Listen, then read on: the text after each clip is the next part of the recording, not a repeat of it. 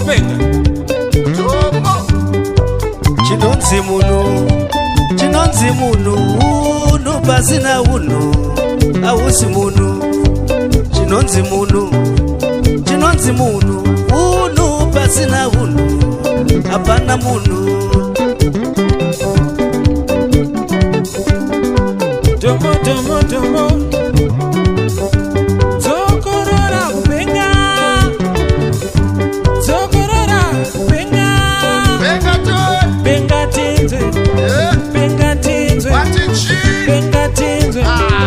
Benga tinze Weyo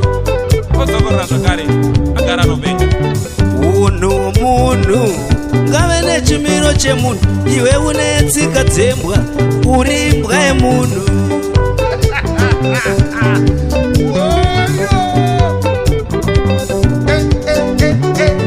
Auya Shugeta chipenga Watichi Auya Shugeta chipenga Auya Shugia chipenga Tinobenga Benga tinze Watichi Yeah Benga tinze Yeah Doti Shugeta Benga udzoke dini Shugeta akadzisa monokuridza gitari njini Shugeta arisera rese dini Shugeta anopenga udarika vesa vadini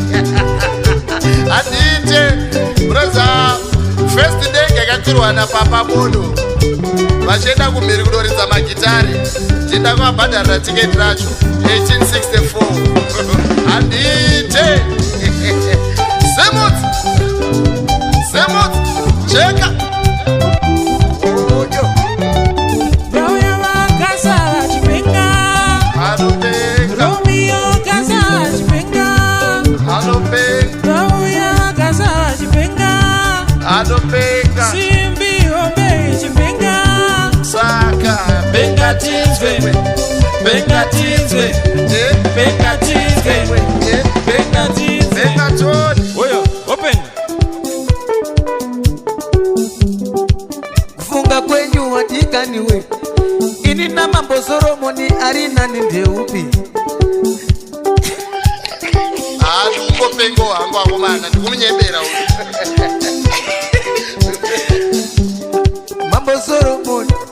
vakadzi mazana manomwe nemazana emanomwe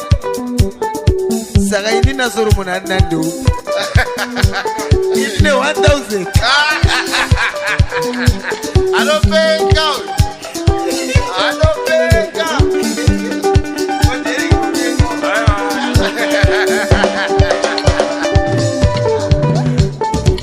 Oya vakitari vachipenga Watichi Vachirita waya vachipenga Vachirita waya vachipenga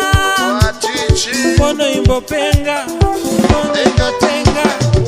Benga tinze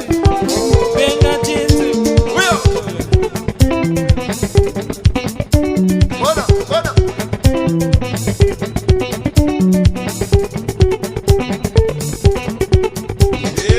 Orquestra Como paso Checa